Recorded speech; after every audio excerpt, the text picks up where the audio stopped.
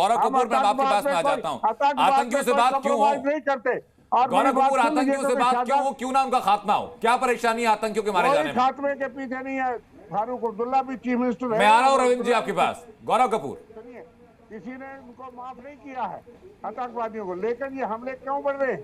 और ये बहुत खतरे की बात है। ठीक है रविंद्र शर्मा जी, आपके सहयोगी हैं गौरव कपूर, उन्हीं से मैं सवाल ले रहा हूँ। कांग्रेस पार्टी नहीं, वो उनको सीट नहीं देते, ये उनको टाइम नहीं देते। क्या गठबंधन है भाई?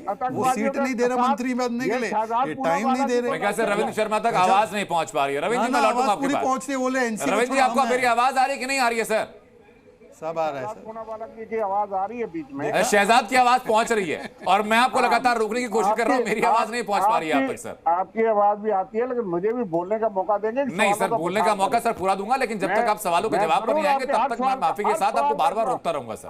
और मैं वही सवाल लेकर के अब चला जाता हूं गौरव कपूर के साथ। गौरव कपूर बताइए मुझे कि आतंकियों से बात क्यों हो भाई? देखिए, इसका जवाब देने से पहले मैं ये भाजपा के प्रवक्ता बैठे थे यहाँ, इन्होंने कहा कि नेशनल कॉन्फ्रेंस का जो है वो हमेशा सॉफ्ट कॉर्नर रहा है पाकिस्तान को लेके।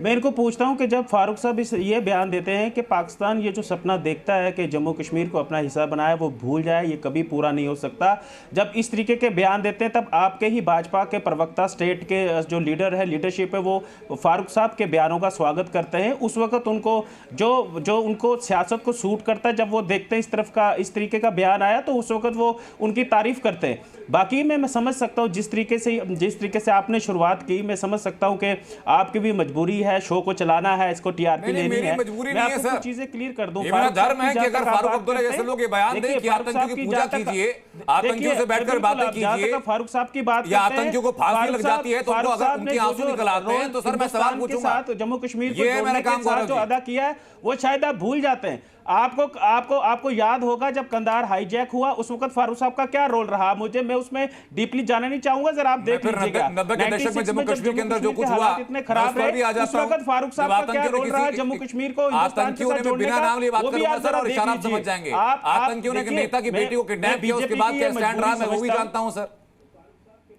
इतिहास खंगाले तो लंबा इतिहास आ जाएगा सर। आज की तारीख में लोग रह जाते हैं। इलेक्शन देखिए, मैं आज की तारीख में लोग आ जाते हैं सर। आपकी भी और बीजेपी वालों की भी समझता हूं, क्योंकि जब इलेक्शन रियासत में होने वाले थे तो उनका सपना कुछ और था कि कुछ और नतीजे आएंगे। आपके देश के अंदर आतंकवादी घुस रहे हैं, उसकी वजह से अब वो बीजेपी आपके देश के अंदर सेना के ऊपर सवाल उठाए जा रहे हैं और आपको अभी पार्टी पॉलिटिक्स आप सुनना नहीं चाहते। आप बात जवाब आपने एसपी वैद हमारे साथ है सर, आप इसका सवाल सुनिए। मैं सीधा एक ऑथेंटिक आदमी के पास जाऊंगा जिनके पास इस बात की जानकारी भी होगी और जिन्होंने वहां गैंग्स को खत्म भी किया, बुरान गैंग को जिन्होंने खत्म किया। लेकिन उसके पहले शहजाद पूनावाला लगातार सवाल आपके पास उठ रहे हैं और आपसे सवाल यह भी आ रहा है कि भाई आतंकवादी गतिविधि पर फारूक अब्दुल्ला के बयान पर तो आप सवाल पूछ रहे हैं, लेकिन चूक हो रही है। 16 जुलाई 8 जुलाई 7 जुलाई 26 जून 11 जून 12 जून 9 जून 4 मई 28 अप्रैल 22 अप्रैल ये सारे आतंकी हमले भी क्यों हो रहे हैं? इसके जवाब दे तो आप हैं। 30 सेकंड में मैं जवाब देता हूं, बशर्ते मुझे 30 सेकंड अनइंटरप्टेड मिल जाए, क्योंकि उसके बाद रविंद्र जी मैं आ रहा हूं आपके पास सर। रविंद्र जी मैं आऊंगा आपके पास। बड़ा है, आप वहां तो जा नहीं रहे। रविंदर जी का तो इनकमिंग बंद है और आउटगोइंग ही फ्री चल रहा है भाई। आपको कोई सुन नहीं रहा, कांग्रेस एनसी वाले नहीं सुन रहे आप सर। नहीं, सीधा जवाब दीजिए शहजाद, मुझे बताइए कि अगर फारूक अब्दुल्ला से सवाल पूछा जाए तो सवाल तो फिर केंद्र सरकार से भी पूछा जाएगा ना कि आतंकी हमले हो कैसे। 30 सेकंड में जवाब दे दूंगा। आप जवाब दीजिए, बाकी उनका आवाज थोड़ा कम कर दीजिए वरना डेटा नहीं सुनाई देगा। 2018 में 370 को लात मारकर गिराने से पहले 228 टेरर इंसिडेंट, 2022 आते आते वो 50% डाउन 125।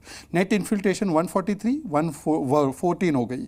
लॉ एंड ऑर्डर की घटनाएं 1767, आज मात्र 50। सिक्योरिटी फोर्सेस कैजुअलिटी 91, आज मात्र 21। ये घटनाएं कम हुई है। पत्थरबाजी 99% और बंद 100% खत्म हो चुका है। पर मैं सवाल पूछना चाहता हूं, अभी उन्होंने अब्दुल्ला जी के बारे में बोला। अब्दुल्ला जी का स्टेटमेंट है आर्मी के साथ कल्यूजन होता है टेररिस्ट का। क्या इससे एग्री करती है कांग्रेस और एनसी ये बयान को मानती है? दूसरा, अब्दुल्ला जी ने बोला चाइना की मदद से हम 370 बहाल करेंगे। क्या एग्री करते हैं एनसी और कांग्रेस? और तीसरा बयान उन्होंने दिया कि पाकिस्तान से बातचीत होनी चाहिए और ये तो उनके मैनिफेस्टो में है। अब इस पर भी बता दें, इन तीनों पॉइंटेड सवाल पर ये दोनों जो है ना, पाकिस्तान P1 प्रवक्ता और P2, ये P1 P2 दोनों जवाब दे। एक P1 है और एक P2 है, प्रवक्ता नंबर 1 प्रवक्ता नंबर 2। रविंद्र शर्मा जी बताइए सर, उसके बाद मैं चलूंगा किस पीटू बोले। पहला जवाब मैं इनको दे देता हूं, क्योंकि फारूक साहब के बारे में इन्होंने कहा कि आपके फारूक साहब दिल्ली में आके राम भजन गाते हैं और वहां पे कुछ और बोलते हैं, तो ये भी फारूक साहब का चेहरा है। यहाँ पर आएंगे राम भजन, ओ मेरे राम, मेरे भारत माता की जय, सब बोल के चले जाते हैं। आप जाएं, आप सभी धर्मों की इज्जत करें। अच्छा, ये सेकुलरिज्म की निशानी है। नहीं, ये रायना साहब को खदेड़ रहे थे तब आप इज्जत कर रहे थे, रलीफ शलीफ गलीफ के नारे लगाते हुए।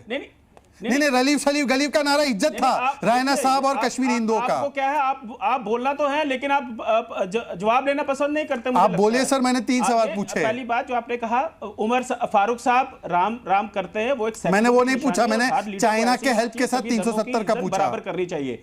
दूसरी बात मैं आपको चीज कर दूं, जहां तक आप बोलते हैं पाकिस्तान का जो आप हमें बोल रहे हैं, ये भाजपा के जो प्रधानमंत्री थे हमारे हिंदुस्तान के, आदरणीय अटल जी, उन्होंने ये चीज बहुत बड़ी बात कही थी कि आप जो है दोस्त बदल सकते, पड़ोसी नहीं बदल सकते। वो तो लाहौर बस चले गए थे, लेकिन पड़ोसी को बाप बनाना जरूरी है क्या? अपना बातचीत करना, तो पड़ोसी को बाप बना दोगे क्या? के बड़ा से बड़ा पड़ोसी को बाप बना दोगे क्या अपना? जो भी मुद्दा है, अरे पड़ोसी बदल नहीं सकते तो उनको बाप तो मत बनाओ अपना। बात करने के लिए कहा तो इसमें तो आप बात किए बिना, नहीं तो आप 70 सालों से। गौरव कपूर, मैं वापस लौट रहा हूं आपके पास, रुकिए जरा। अभी तक क्यों?